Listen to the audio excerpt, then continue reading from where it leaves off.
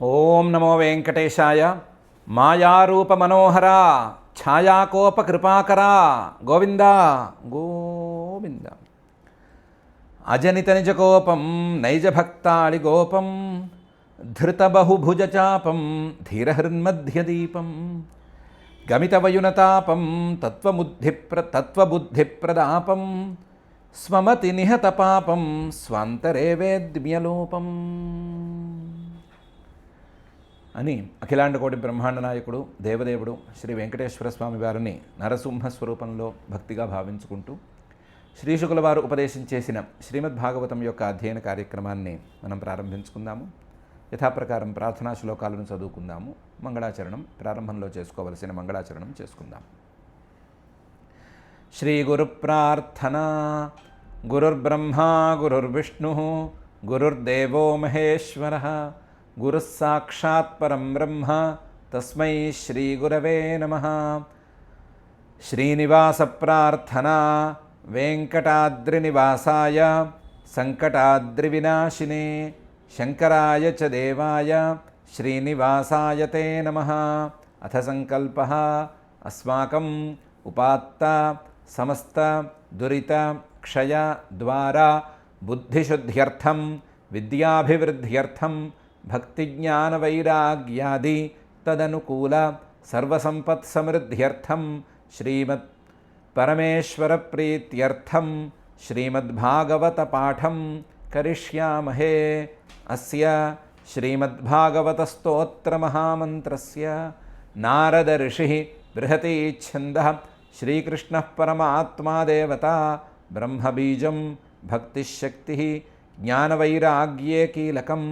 అస్మాకం శ్రీమద్భగవత్ప్రసాదసిద్ధ్యర్థే పాఠే వినియోగः ధ్యానం నారాయణాఖ్యనరసింహరవాభిగుప్తం వ్యాసప్రసూతశుకదేశికభీతిలుప్తం ప్రహ్లాదనారదమిథో వచనైరసుప్తం దివ్యం వనం విశత భాగవతం ప్రసృప్తం. శ్రీ గురుభ్యో నమః. ఇంతవరకు 8వ అధ్యాయంలో నరసింహావతారాన్ని దేవతలు బ్రహ్మాది దేవతలు స్తుతించిన వైనము అనేటువంటి విషయాలు ప్రధానంగా గడిచాయి. బ్రహ్మాది దేవతలు స్తుతి చేయటంలో బ్రహ్మ లాంటి ప్రధానమైన దేవతలు ఒకళ్ళిద్దరిని పక్కన పెడితే మిగతా వాళ్ళందరూ ఈ నరసింహావతారం వలన వాళ్ళకి ఏ లాభం కలిగింది అనే విషయాన్ని కూడా నొక్కి చెప్పారు. నరసింహావతారం రాకముందు వాళ్ళకి హిరణ్యకశిపు వల్ల ఏ రకమైనటువంటి ఇబ్బంది కలిగింది, వాళ్ళ డ్యూటీస్ని వాళ్ళు డిశ్చార్జ్ చేయడానికి ఏ రకంగా అతను అడ్డం పెట్టాడు, ఆ అడ్డం ఇప్పుడు ఎలా తొలగింది, వాళ్ళు తిరిగి ఏ రకంగా మళ్ళీ స్వామికి సేవ చేసుకోబోతున్నారు అనేటువంటి విషయాన్ని కూడా వాళ్ళు నొక్కి చెప్పారు. ఎవరి తీరులో ఎవరి స్థాయిలో వాళ్ళు చెప్పారు. కొంతమంది మహానుభావులు నిన్ను భావన చేసుకోవడానికి వాడు అడ్డం పడ్డాడు అనే విషయాన్ని కూడా చెప్పారు. ఇంత జరిగిన తర్వాత చివరికి శ్రీ విష్ణు పార్షదులు కూడా స్తుతి చేసేసిన తర్వాత ఏం జరిగింది అనే విషయాన్ని 9వ అధ్యాయంలో శ్రీ నారద ఉవాచ, నారద మహర్షి గారు మొదలుపెట్టి చెప్తున్నారు. శ్రీ నారద ఉవాచ ఏవం సురాదయ సర్వే బ్రహ్మరుద్ర పురస్సరాః నోపయితు మశకన్మన్యు సంరంభం సుదురాసదం అని. ఏవం ఈ విధంగా సురాదయ సర్వే దేవతలు, అలాగే కిన్నరులు, కింపురుషులు, యక్షులు, గంధర్వులు, మునులు, సిద్ధులు, చారణులు వీళ్ళందరూ కూడా సురాదయ సర్వే అక్కడికి వచ్చిన వారందరూ కూడా బ్రహ్మరుద్ర పురస్సరాః బ్రహ్మగారు పరమేశ్వరుడు వీళ్ళు ముందుంటే నడిపిస్తూ ఉంటే నడుస్తున్నవారు కూడా బ్రహ్మరుద్ర పురస్సరాః స్తుతివాక్యాలైతే పలికారు కానీ స్తుతిలేవో చేసి అయ్యా నీ వల్ల మాకున్న ఈ ఇబ్బంది తొలగిపోయింది అని చెప్పారు, అయ్యా మాకున్నటువంటి ఈ సాధన మధ్యలో కుంటుపడిన సాధన కాస్త ముందుకు వెళుతుందండి అని చెప్పారు. స్తుతివాక్యాలైతే పలికారు కానీ నోపయితు మశకు దగ్గరికి వెళ్ళటానికి మాత్రం సాహసం చేయలేదు, ఎవ్వరూ చేయలేదు. ఎందుకంటే మన్యు సంరంభం, ఆయన కోపం అనేది గనక ఒక ఉత్సవం అయితే, కోపం అనేది గనక ఒక పండగ అయితే ఆ పండగలో ఉన్నట్టున్నాడు. కోపం అనేది ఒక పండగ అనుకుంటే ఆ పండగలో ఎంత కోపంగా ఉంటాడో అంత కోపంగా ఉన్నాడు. మన్యు సంరంభం సుదురాసదం. ఆయనైతే కోపంలో పండగ చేసుకుంటున్నాడు, కానీ మిగతా వాళ్ళెవరు దగ్గరకు వెళ్ళేటట్లుగా మాత్రం లేనే లేదు. కాబట్టి ఎవ్వరూ అసలు దగ్గరికి వెళ్ళలేదు. దగ్గరికి వెళ్ళటానికి ఎవ్వరికీ శక్తి చాలలేదు. ఏవం సురాదయః సర్వే బ్రహ్మరుద్ర పురస్సరాః నోపయితుమశకన్మన్యు సంరంభం సుదురాసదం. వాళ్ళు వీళ్ళు ఎందుకు లక్ష్మీదేవిని పంపిద్దాము అని అనుకున్నారు. లక్ష్మీదేవిని ప్రార్థించారు. అమ్మ, మేమెవరం వెళ్ళలేము, నువ్వు స్వామికి చాలా ప్రియురాలివి, కాబట్టి నువ్వు వెళ్ళు, నువ్వు వెళితే ఆయన కోపం కాస్త తగ్గుతుంది అన్నారు. అన్నా సరే, సాక్షాత్ శ్రీ ప్రేరిత దేవై దృష్ట్వాతం మహదద్భుతం అదృష్టాశ్రుతపూర్వత్వాత్ సా నోపేయాయ శంకిత. సాక్షాత్ శ్రీ, సాక్షాత్తు లక్ష్మీదేవే, ఆవిడే శక్తి రణపాయిని అని వదలకుండా ఉండేటువంటి ఆ మాతే, ఎప్పుడూ నిరంతరం ఆయనకే పాదసేవ చేస్తూ కూడా ఉండే తోడుగా ఉండేటువంటి ఆవిడే సాక్షాత్ శ్రీ. ఆవిడ్ని దేవై ప్రేరిత, దేవతలందరూ అమ్మ నువ్వు వెళ్ళమ్మా తల్లి, నువ్వు వెళ్ళి కాస్త ఆయన కోపాన్ని తగ్గించమ్మా తల్లి అని ప్రార్థిస్తే ఆ ప్రార్థనలను విన్న తల్లే దేవై ప్రేరిత. అయినా సరే తాను కూడా ఉండేటువంటి తల్లి అయినా సరే వీళ్ళందరూ తనను ప్రేరేపిస్తున్నా సరే ఆవిడ కూడా వెళ్ళలేదు. దృష్ట్వా తం మహదద్భుతం, ఒకసారి చూసింది. చూస్తే ఇది చాలా ఆశ్చర్యకరమైన రూపం, అద్భుతంగా ఉంది. అద్భుతం అంటే కొంచెం భయానకంగా కూడా ఉంది. అదృష్టాశ్రుత పూర్వత్వాత్, ఇలాంటి రూపం స్వామికి ఉంది అని ఇంతకుముందు నేను చూసి ఉండలేదు. అసలు ఇలాంటి రూపాన్ని స్వామి గ్రహిస్తాడు అని విని కూడా కనీసం ఉండలేదు. కాబట్టి అదృష్ట అశ్రుత పూర్వత్వాత్, ఇంతకుముందు ఇలాంటి రూపాన్ని నేను చూడలేదు, వినలేదు, కనలేదు, కాబట్టి ఇలాంటి రూపం జోలికి నేను పోను అని అనుకుంది. సా నోపేయాయ, దగ్గరికి వెళ్ళలేదు. శంకిత, ఆవిడ కూడా భయపడింది. ఆవిడ కూడా ఇంత కోపంలో ఉన్న స్వామి దగ్గరికి వెళితే ఏమవుతుందో అని ఆవిడ కూడా సందేహించింది. సాక్షాత్ శ్రీ ప్రేరిత దేవై దృష్ట్వా తం మహదద్భుతం అదృష్టాశ్రుత పూర్వత్వాత్ సా నోపేయాయ శంకిత. ఈ శ్లోకంలోనే సాక్షాత్ శ్రీ ప్రేషిత అని కూడా పాఠాంతరం ఉంది. ప్రేషిత అంటే పంపించారు దేవతలు, పంపబడినది అని అర్థం. ప్రేరిత అంటే దగ్గరికి వెళ్ళమని ప్రేరేపింపబడినది అని అర్థం. పంపించినా లేదా ప్రేరేపించినా ఏం చేసినా సరే ఆవిడ మాత్రం వెళ్ళలేదు. వెళ్ళనంటే వెళ్ళనని కూర్చుంది. ఇప్పుడు ఈ స్వామి కోపం తగ్గేది ఎలాగా, ఈయన కోపాన్ని తగ్గించేవారు ఎవరు అనేది దేవతల ముందున్న ప్రశ్న. దీనికి బ్రహ్మగారు ఒక సమాధానం చూశారు. చూసి ఆ సమాధానాన్ని ప్రహ్లాదుడుగా కనుగొని ప్రహ్లాదుడికే చెప్పారు. ప్రహ్లాదం ప్రేషయామాస బ్రహ్మావస్థితమంతికే తాత ప్రశమయోపేహి స్వపిత్రే కుపితం ప్రభుం అని ప్రహ్లాదుడితో చెప్పేశారు. ప్రహ్లాదుణ్ణి ప్రేషయామాస, పంపించారు. ఎవరు? బ్రహ్మగారే పంపించారు. ఈ ప్రహ్లాదుడు ఎక్కడున్నాడు? అవస్థితం, దగ్గరగా నుంచున్నాడు. అంతికే, చాలా దగ్గరగా నుంచున్నాడు. దేవతల కంటే, బ్రహ్మగారి కంటే, సాక్షాత్తు శ్రీలక్ష్మి కంటే కూడా ముందు నుంచున్నాడు ఆయన. కాబట్టి అవస్థితం అంతికే, ఇలాగ దగ్గరగా నుంచున్నావు, కాబట్టి నువ్వే వెళ్ళు అని బ్రహ్మగారు ప్రహ్లాదుణ్ణి పంపించారు. చెప్పేటప్పుడు తాత, నాయనా ప్రశమయ, నువ్వు స్వామిని కాస్త చల్లార్చు, ఆయన కోపంగా ఉన్నాడు, కోపంగా ఉన్న స్వామిని చల్లార్చు. చల్లార్చాలంటే ఏం చేయాలని అడగబోకు, ఉపేహి, నువ్వు దగ్గరికి వెళ్ళు, నువ్వు దగ్గరికి వెళ్తే స్వామి చల్లారుతాడు, స్వామి కోపం చల్లారిపోతుంది, కాబట్టి నువ్వు దగ్గరికి వెళ్ళు, 2 అడుగులు వెయ్యి, స్వామి నిన్ను చూస్తే మర్చిపోతాడు. ఎందుకంటే స్వపిత్రే కుపితం ప్రభుం, నీ తండ్రి గారి మీద కోపంతోనే ఆయన దిగాడు, నీ తండ్రి గారి కోపమే ఆయన మొహంలో ఇంకా కూడా తాండవిస్తోంది, నీ మీద ప్రేమ కొద్దే ఆ కోపం వచ్చింది, కాబట్టి నువ్వు వెళితే నీ మీద ప్రేమే వస్తుందే కానీ మిగతా కోపం మొత్తం తొలగిపోతుంది, చల్లారిపోతుంది, కాబట్టి నువ్వు వెళ్ళు అని అన్నాడు. ప్రహ్లాదం ప్రేషయామాస బ్రహ్మావస్థితమంతికే తాత ప్రశమయోపేహి స్వపిత్రే కుపితం ప్రభుం. తథేతి శనకైరాజన్ మహాభాగవతోర్భక ఉపేత్య భువి కాయేన ననామ విధృతాంజలి. బ్రహ్మగారు చెప్పిన మాటని ప్రహ్లాదుడు వెంటనే ఒప్పుకున్నాడు. తథేతి, అలాగే అన్నాడు అని శనకై మెల్లగా అడుగులేశాడు. రాజన్, ఓ ధర్మరాజా, మహాభాగవత, భగవద్భక్తులలో కల్లా చాలా గొప్పవాడైనటువంటి అర్భక, చిన్నపిల్లవాడు, వయసులో చిన్నవాడు, భక్తులలో పెద్దవాడైనటువంటి ప్రహ్లాదుడు శనకై మెల్లగా అడుగులేశాడు. అడుగులేసి ఉపేత్య, స్వామి దగ్గరికి వెళ్ళాడు. వెళ్ళినవాడు ఏం చేశాడు? భువి కాయేన ననామ, సాష్టాంగ పడిపోయాడు. ఆయన పాదాల ముందు సాష్టాంగం సాగిల పడిపోయాడు. భువి కాయేన ననామ. వెళ్ళేటప్పుడు విధృతాంజలి, రెండు చేతులు జోడించుకుని వెళ్ళాడు. నమస్కారం చేసేటప్పుడు కూడా ఆ చేతుల్ని విడదీయకుండానే కింద పడిపోయి నమస్కారం చేసేసాడు. కనీసం బ్యాలెన్స్ కోసమని ఇటు అటు ఏమున్నాయి చూసుకుందామని కూడా చేతులు విడదీయలేదు. ఆ చేతులను అలాగే జోడించే విధృతాంజలి ననామ, విధృతాంజలి భూమౌ ననామ, అలాగే శరీరంతో రెండు చేతులు జోడించి సాష్టాంగ పడిపోయాడు. తథేతి శనకైరాజన్ మహాభాగవతోర్భక ఉపేత్య భువి కాయేన ననామ విధృతాంజలి.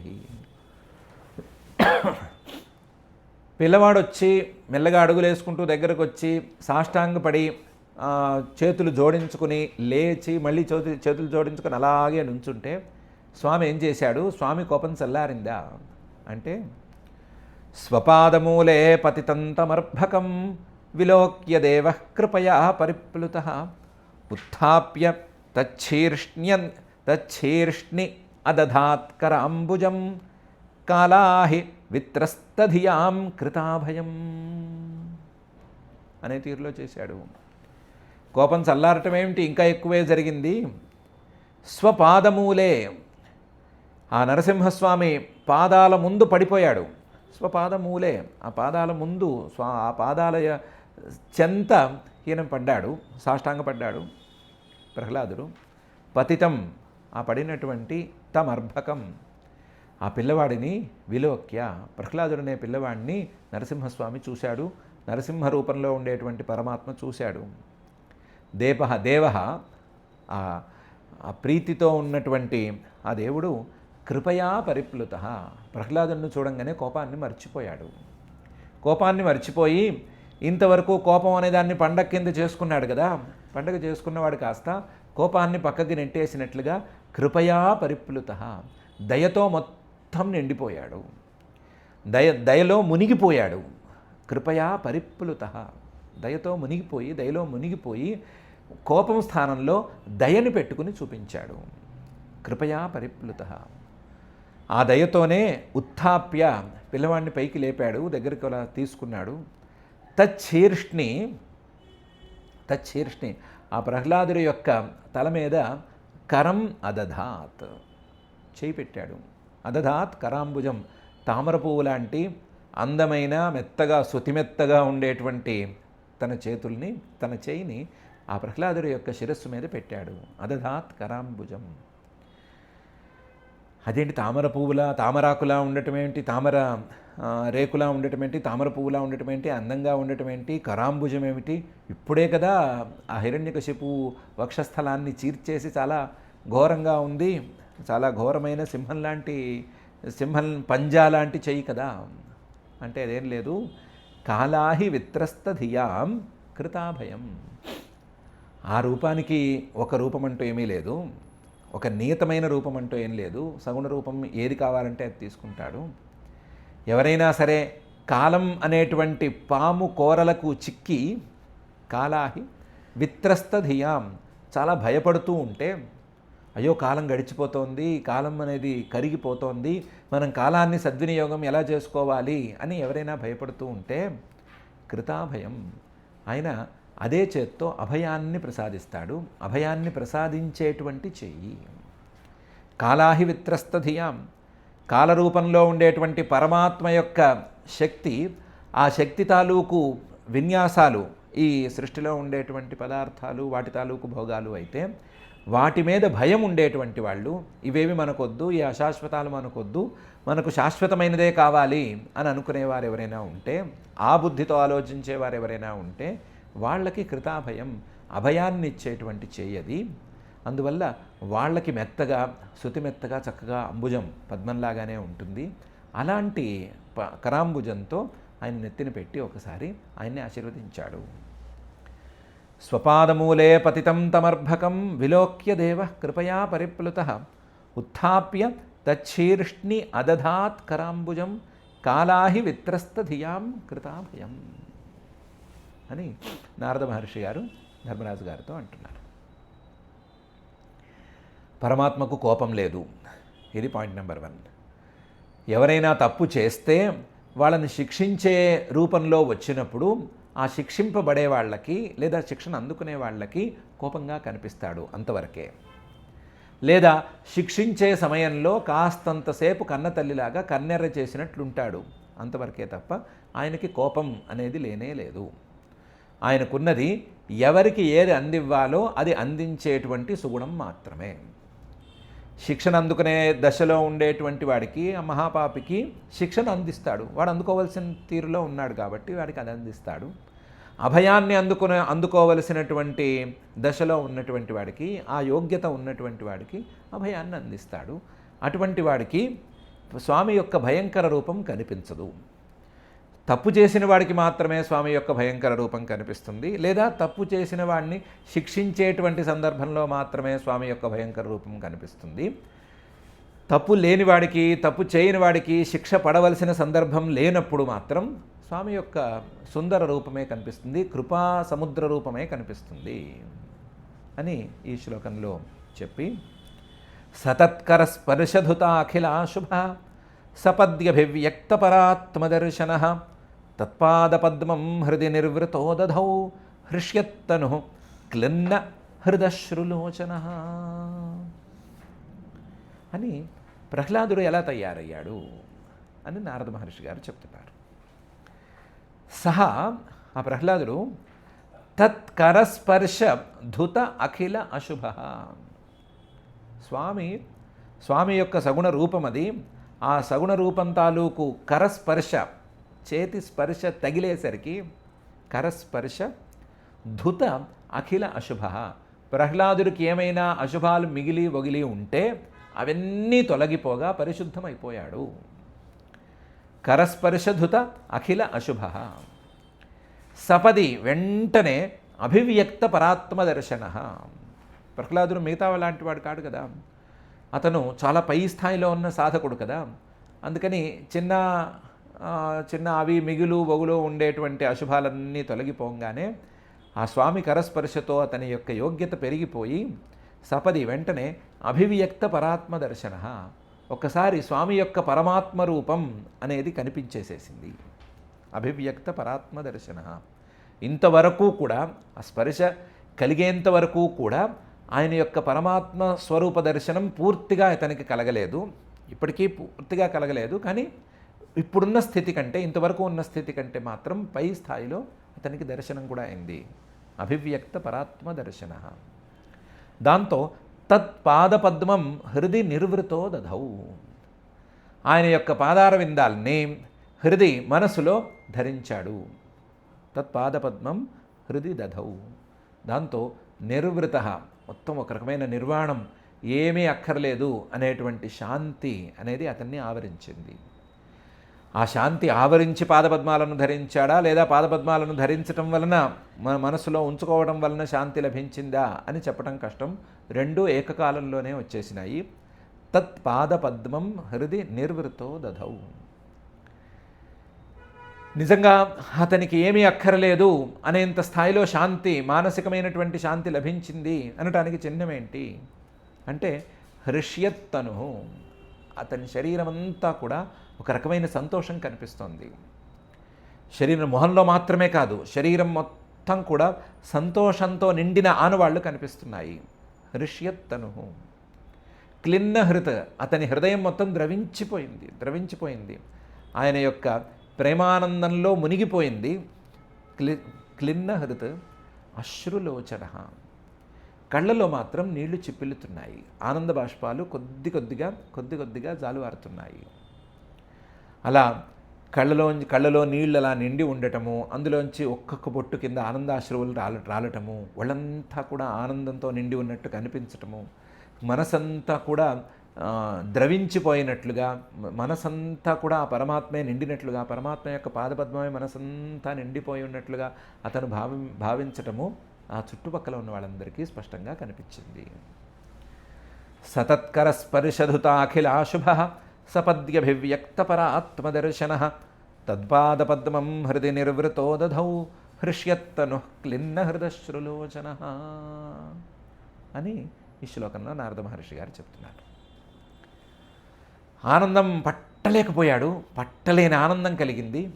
ఆ ఆనందాన్ని అభివ్యక్తం చేయటానికి అస్తౌషీద్ధరిమేకాగ్ర మనసా సుసమాహిత ప్రేమ గద్గదయా వాచ తన్యస్త హృదయేక్షణ.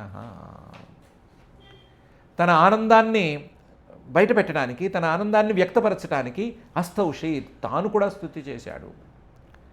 బ్రహ్మాది దేవతలు స్తుతి చేసినట్లుగా, బ్రహ్మాది దేవతలు తమ తమ అభిప్రాయాల్ని వెల్లడించడానికి స్తుతి చేసినట్లుగా, తన యొక్క భావోద్వేగాన్ని వెల్లడించడానికి తాను కూడా స్తుతి చేశాడు. అస్తౌషీత్ హరిం, ఎదురుకుండా ఉండేటువంటి శ్రీహరిని స్తుతి చేశాడు. ఏకాగ్ర మనస, హరి ఎదురుకుండా ఉంటే మాత్రం ఏకాగ్రత రావాలని ఏముంది? స్వామిని చూడడానికి వెళ్ళినంత మాత్రాన ఏకాగ్రత అందరికీ కలుగుతుంది అని నియమమే ఉంది. కానీ ఈయనకి మాత్రం అప్పుడు ఏకాగ్రత కలిగింది. ఏకాగ్ర మనస, ఏకాగ్రమైన మనస్సుతో స్తుతి చేశాడు. సుసమాహిత, మొత్తం ఒళ్ళంతా కట్టేసుకున్నట్లు, మనసంతా కట్టేసుకున్నట్లు, దానికోసమే సంసిద్ధమైనట్లు, స్తుతి చేయటానికే రెడీగా ఉన్నట్లుగా, సుసమాహిత సమాధి స్థితిని అందుకున్నట్లుగా స్తుతి చేయటం మొదలుపెట్టాడు. ప్రేమ గద్గదయా వాచ, గొంతు మాత్రం గద్గదంగా అయింది. అది స్వామి మీద ప్రీతితో, భక్తితో వచ్చినటువంటి గద్గదత. ప్రేమ గద్గదయా వాచ, అలాంటి గద్గదతో కూడినటువంటి మాటలతో తన్యస్త హృదయేక్షణ, స్వామి మీదే మనస్సును మొత్తం నిలుపుకుని, రెండు కళ్ళు బార్లా తెరిచి ఆ స్వామినే చూస్తూ, తలుపులు బార్లా తెరిచినట్లుగా కనురెప్పటిని బార్లా తెరిచి స్వామినే చూస్తూ, స్వామి మీదే చూపు నిలిపి, ఆ చూపు నిలిపిన స్వామి మీదే మనస్సును కూడా నిలిపి స్వామిని స్తుతి చేయటం ప్రారంభించాడు. అస్తౌషీద్ధరిమేకాగ్ర మనసా సుసమాహిత ప్రేమ గద్గదయా వాచ తన్యస్త హృదయేక్షణ అని నారద మహర్షి గారు ధర్మరాజు గారికి చెప్తున్నారు. మొత్తం 42 శ్లోకాల స్తుతి ఇది. ఈ స్తుతిని ఈరోజు మొదలుపెట్టి 2-3 శ్లోకాలు అలా పూర్తి చేసి మళ్ళీ కట్ చేసి ఇలా చేయటం కంటే మొదలుపెట్టి స్తుతితోనే మొదలుపెట్టి ఎన్ని రోజులు వీలైతే అన్ని రోజులు మనం ఆ స్తుతినే అధ్యయనం చేసుకుంటూ, అధ్యయనం చేసే ప్రతిరోజు 42 శ్లోకాలను పారాయణం చేసుకుంటూ వెళితే కొంచెం ప్రభావం ఎక్కువగా ఉంటుంది. కాబట్టి మనం ఈ రోజుకి ఇక్కడ ఆపుకుందాము. ఆపుకుని స్తుతి అనేటువంటి ప్రహ్లాదకృత నరసింహ స్తుతి అనేటువంటి దాన్ని మనం పైన చేసుకుంటూ పోదాం. అయితే ఈరోజు ఒక ముఖ్యమైన అంశం మనం గమనించవలసి ఉంది. అది స్వామికి కోపం లేదనుకున్నాము. స్వామికి ఎప్పుడు ఎవరికి ఏది అందించాలో అది అందించే స్వభావమే తప్ప ఇంకొకటి లేదు అని అనుకున్నాము. అలా అనుకుంటే శిక్షణ అందుకున్నటువంటి హిరణ్యకశిపువుకి కోపం దక్కింది, కోపాన్ని చూసేటువంటి భాగ్యమే దక్కింది. ఆ శిక్షను చూసినటువంటి బ్రహ్మాది దేవతలకు కోపమే కనిపించింది తప్ప వేరే భావన ప్రస్తుతానికి కనిపించలేదు. చివరికి లక్ష్మీదేవికి కూడా ఈ రూపం దగ్గరికి వెళ్ళాలి అని అనిపించలేదు. ఒక భక్తుడికి మాత్రం ఆ ధైర్యం దక్కింది. భక్తుడిని చూసిన వెంటనే స్వామి యొక్క రూపం మొత్తం మారిపోయి, స్వామి యొక్క రూపం మొత్తం పూర్తిగా కోపరూపం అనేది పోయి పూర్తిగా కరుణారూపం అనేది ఏర్పడింది అనే విషయం మనకు ఈరోజు మాటల్లో వచ్చింది. దీని ప్రకారం మనం జాగ్రత్తగా చూసుకుంటే స్వామికి దేవతలు లెక్కలేదు, లేదా గొప్పవాళ్ళు పెద్దవాళ్ళు ఆ లెక్క లేదు, చివరికి శ్రీమన్మహాలక్ష్మి అనేటువంటి లెక్క కూడా లేదు. ఆయనకున్నదల్లా ఒకే ఒక లెక్క, అది భక్తుడు, అది తన మీద ప్రేమ కలిగినటువంటి భక్తుడు అనేటువంటి లెక్క. ఆ ప్రేమ ఎవరికి ఉంటే, తన మీద భక్తి ఎవరికి ఉంటే, తన మీద ప్రేమ ఎవరికి ఉంటే వాళ్లకు కరుణా రూపంలోనూ, ప్రేమ రూపంలోనూ, ఆనంద రూపంలోనూ, నవ్వుతూనూ స్వామి కనిపిస్తాడు. ఆ భక్తి లేని వారికి లేదా భక్తి చాలని వారికి తన యొక్క రూపంలో కనిపించడు అనేటువంటిది ప్రధానమైనటువంటి అంశం. ఆ అంశాన్ని చెప్పటం కోసమే నారద మహర్షి గారు ఈ 7 శ్లోకాల ఈ భాగాన్ని తీసుకొచ్చి మన ముందుంచారు. 2 శ్లోకాల్లోనేమో దేవతలు ఎవరు ధైర్యం చేయలేదు అని అన్నారు. ప్రహ్లాదుడిని పంపిస్తే మాత్రం ఆయన వెంటనే వెళ్ళాడన్నారు. తర్వాత ప్రహ్లాదుడిని ఆయన ట్రీట్ చేసిన తీరు మొత్తం కొంచెం వివరంగా చెప్పారు. దీని ద్వారా స్వామికి అందరికంటే దగ్గరవాడు భక్తుడు అనే విషయాన్ని చెప్పదలిచారు. ఆ విషయాన్ని మనం చాలా గట్టిగా అర్థం చేసుకోవాల్సిన అవసరం ఉంది. దాన్ని ఆచరణలో పెట్టుకోవటానికి, స్వామికి చాలా దగ్గరగా ఉండటానికి, పరమాత్మకు చాలా దగ్గర అవ్వటానికి మనం భక్తి అనేటువంటి ప్రయత్నం చేయవలసిన అవసరం ఉంది. అలాంటి అవసరం చేసేందుకు ఒక సాధనంగా, ఒక మార్గదర్శకంగా ఈరోజు అధ్యయన కార్యక్రమాన్ని ఉంచుకుని మనకి అలాంటి భక్తిని, అలాంటి దగ్గరతనాన్ని ప్రసాదించమని ఆ అఖిలాండకోటి బ్రహ్మాండ నాయకుడు దేవదేవుడు శ్రీ వెంకటేశ్వర స్వామి వారిని భక్తిగా కోరుకుంటూ మనం పారాయణ కార్యక్రమాన్ని ప్రారంభించుకుందాం. అథ శ్రీమద్భాగవతే పారమహంస్యాం సంహితాయాం సప్తమస్కంధే నవమాధ్యాయే శ్లోకాః. శ్రీనారద ఉవాచ ఏవం సురాదయః సర్వే బ్రహ్మరుద్రపురస్సరాః నోపైతుమశకన్మన్యు సంరంభం సుదురాసదం. సాక్షాచ్ఛ్రీః ప్రేరితా దేవైః దృష్ట్వా తం మహదద్భుతం అదృష్టాశ్రుతపూర్వత్వాత్ సానోపేయాయ శంకితా. ప్రహ్లాదం ప్రేషయామాస బ్రహ్మావస్థితమంతికే తాత ప్రశమయోపేహి స్వపిత్రే కుపితం ప్రభుం. తథేతి శనకైరాజన్ మహాభాగవతోర్భకః